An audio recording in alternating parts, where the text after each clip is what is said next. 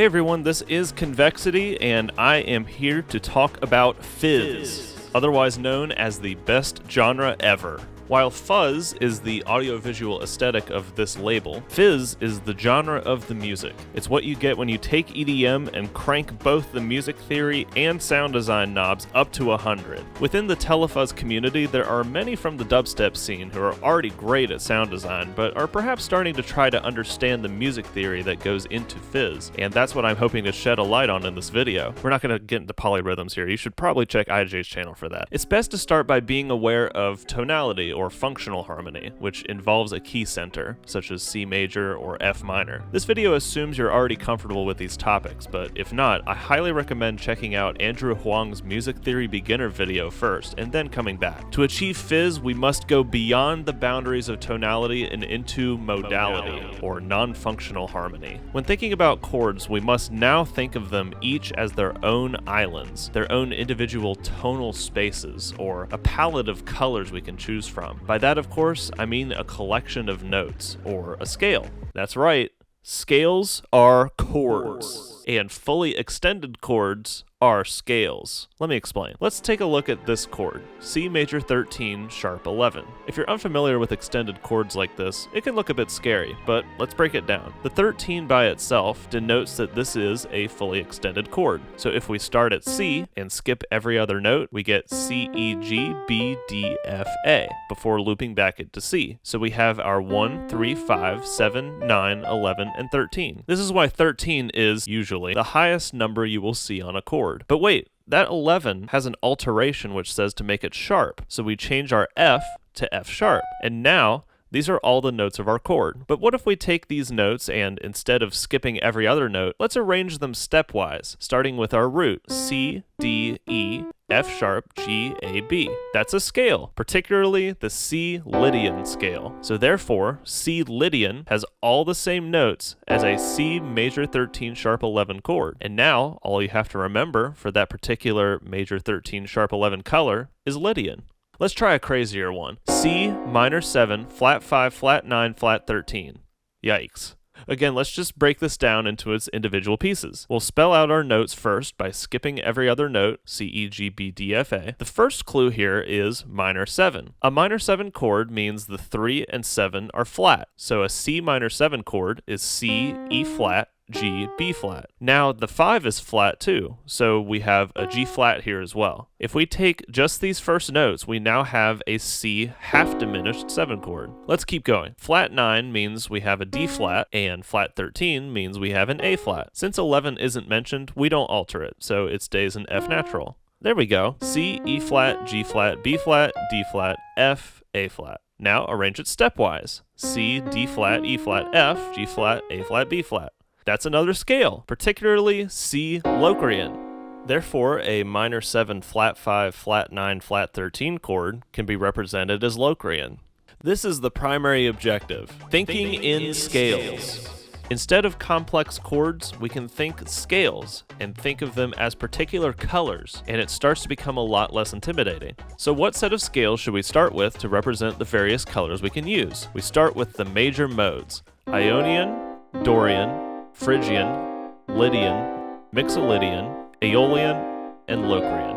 If you haven't gone into this video knowing these, they're basically different starting places of the major scale. If we think about what we just learned where scales are fully extended chords, then if we operate in functional harmony for a second, each of these modes are the fully extended chords that exist in our major key. This can also mean that if we start with chords instead of scales, there can be a bit of ambiguity when you try to extrapolate a scale from a simpler chord. Let's take a simple C major 7, C, E, G, B. Multiple scales can complete the fully extended chord here, particularly C Lydian or C Ionian. So let's take a simple C minor 7, C, E flat, G, B flat. We can complete the extension using either C Dorian, C Aeolian, or C Phrygian. If we choose a more interesting example, like maybe a C9 suspended chord, where the major third is suspended to a perfect fourth, C, F, G, B flat, D, We could use C Mixolydian, C Dorian, or C Aeolian for this one. So as we can see, scales provide specific colors that complete the harmonic profile of simpler chords. Now, let's go further into modality and double down on thinking about these modes as their own individual scales rather than modes tied to one key. We now have our color palette of 7 individual scales, but how do we determine how bright or dark our colors are? George Russell's Lydian chromatic concept of tonal organization will help us get there.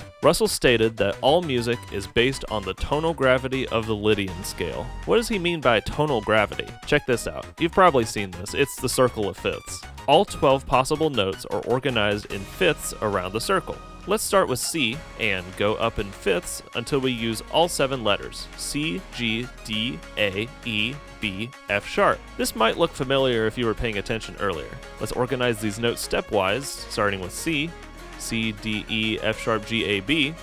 Well, that looks an awful lot like the Lydian scale. That's right, so not only is this a scale when spelled stepwise, but it's also a fully extended chord when spelled in thirds, and in the case of Lydian, it's a section of tonal gravity when spelled in fifths. Now that we have our slice of the pie here, we can organize our major modes clockwise. We started with C Lydian. C Lydian shares the same parent scale as G Ionian, D Mixolydian, A Dorian, E Aeolian, B Phrygian, and F sharp Locrian.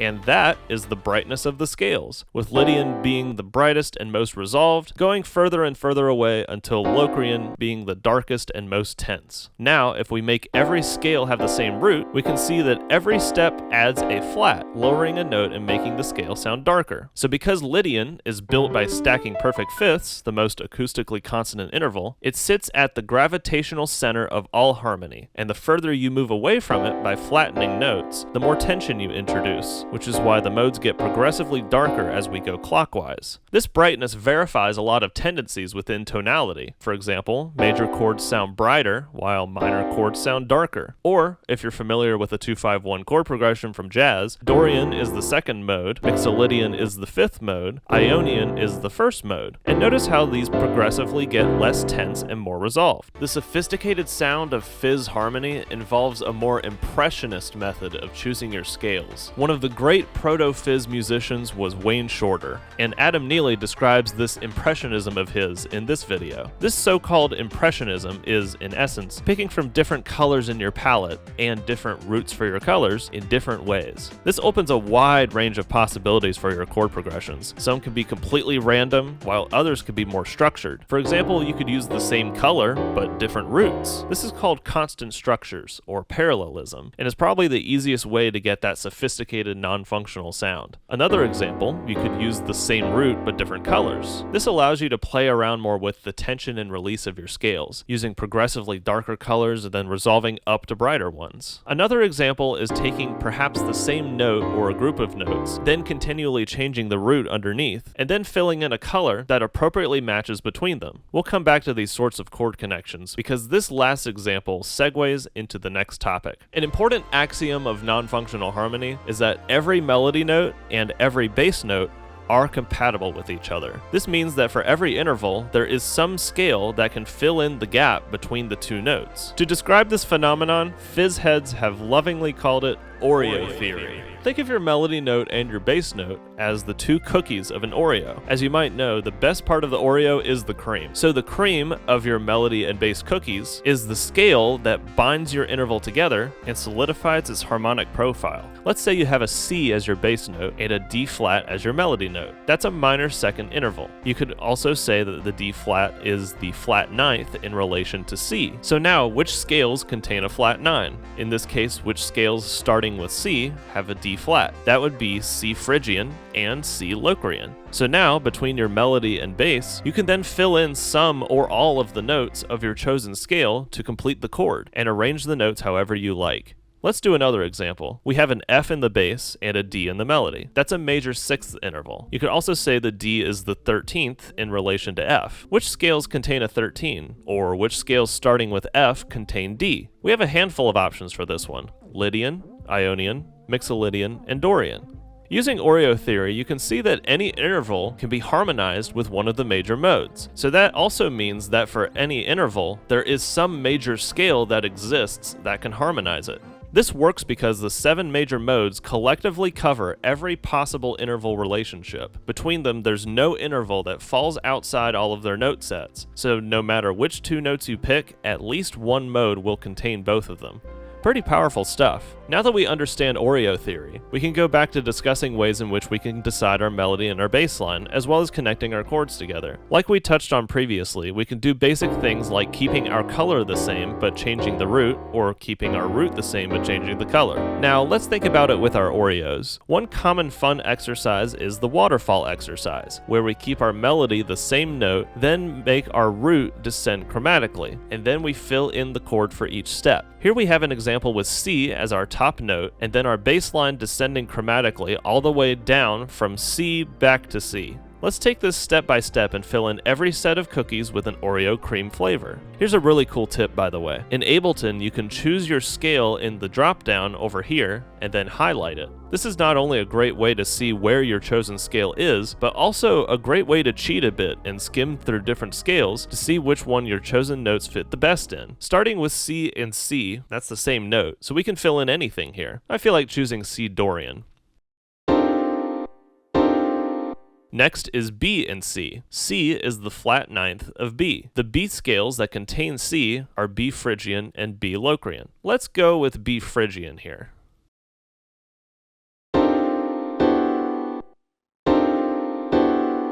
Already sounding really nice. Next is B flat and C. C is the ninth of B flat. Out of these options, I feel like trying Dorian. That way we've got sort of a constant structure here with the C Dorian earlier.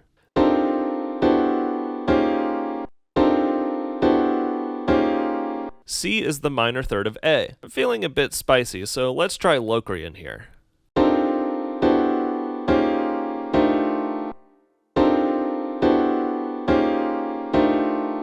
I already know A flat Lydian will work well next, so that tense Locrian choice will resolve really nicely.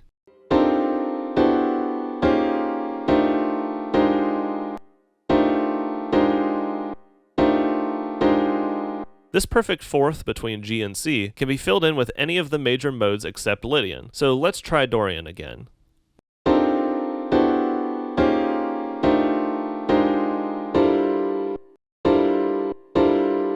Everyone's favorite, the tritone, is up next between the G flat and C, but G flat Lydian will harmonize that very pleasantly and have a great constant structure movement near the A flat.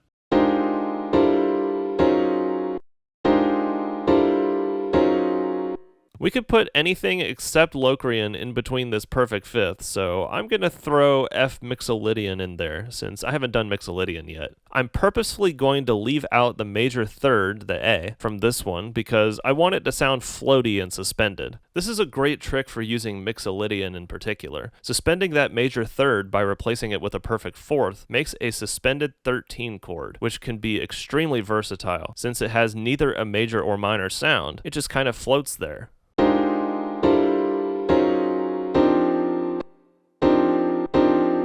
E and C are a minor sixth apart, so maybe let's try E Phrygian here. But I'm going to also try throwing out the F. Eyeballing it, it looks like it gives me a C6/9 over E, so that'll be a nice open sound there.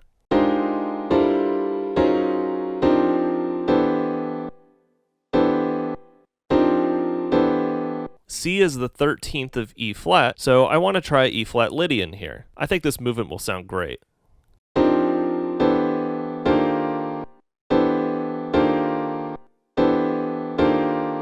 D and C is a minor seventh, so let's try D Mixolydian. Same deal with making it suspended too by throwing out the F sharp.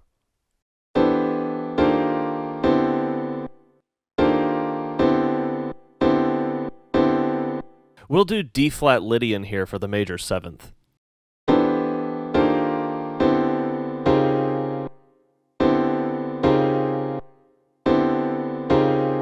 And then we can end it back on C Dorian where we started.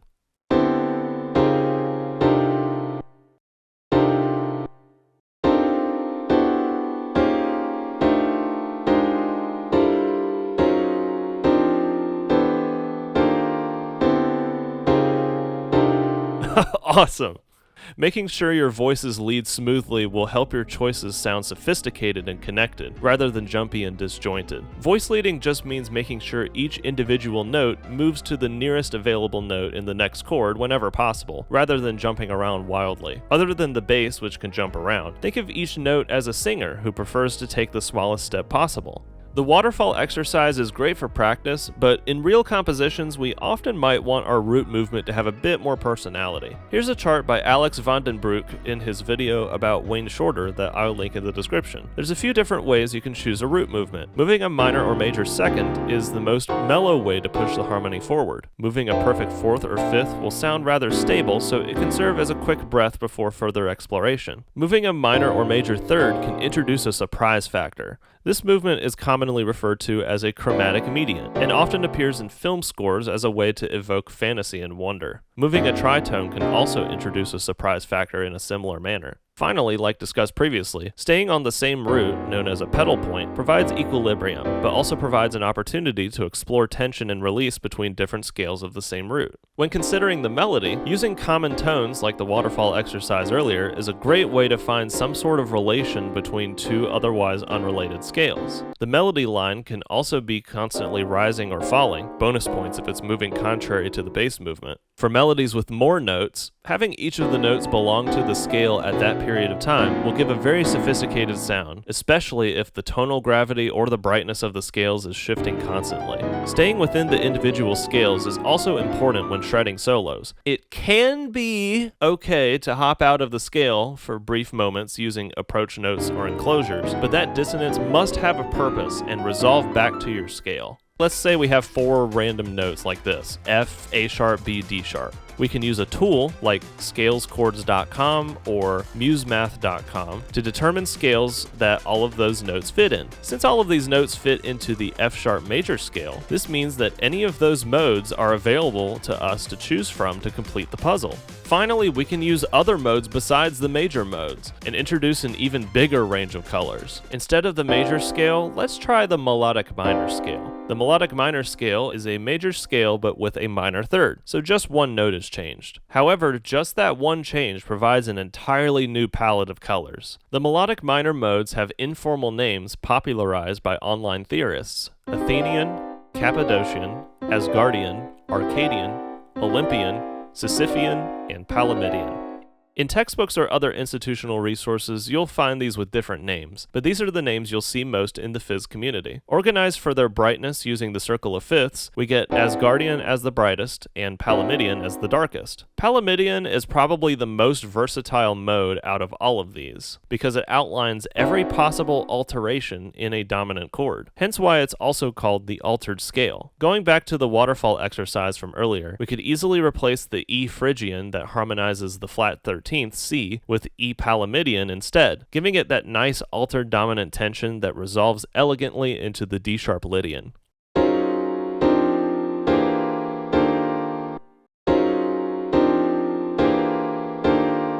Sisyphean provides a great substitute for Locrian because it's a bit more of a mellow option to provide that half-diminished color. Let's try replacing our G Mixolydian with G Sisyphean.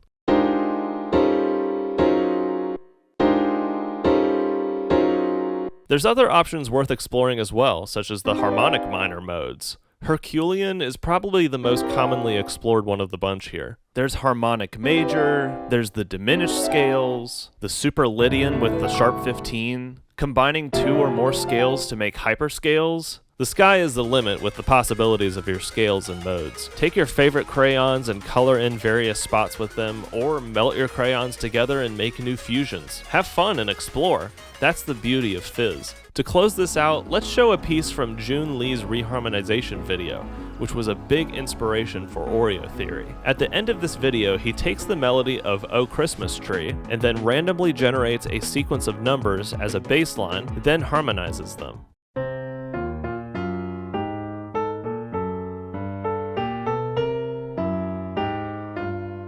Let's reharmonize, shall we?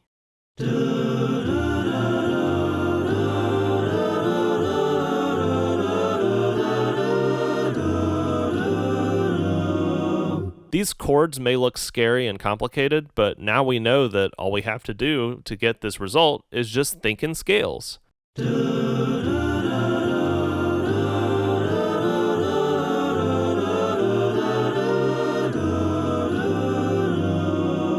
As you can see, using everything we've learned, those chords look way less scary and appear a lot more practical. We can also see a few other concepts we learned in practice here, like constant structures, more exotic scales like Calliopean or Super Lydian, and a hyperscale from smushing scales together.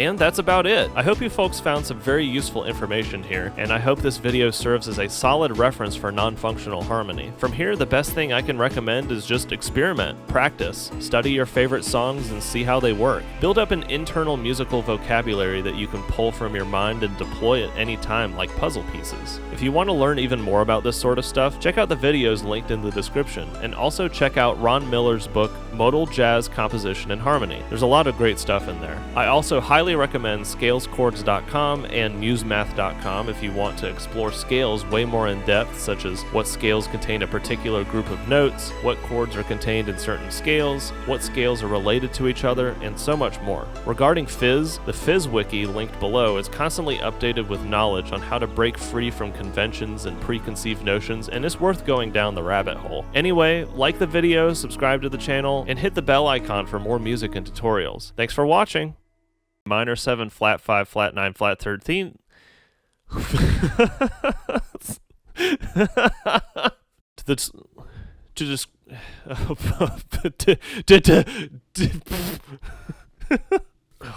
nose is itching.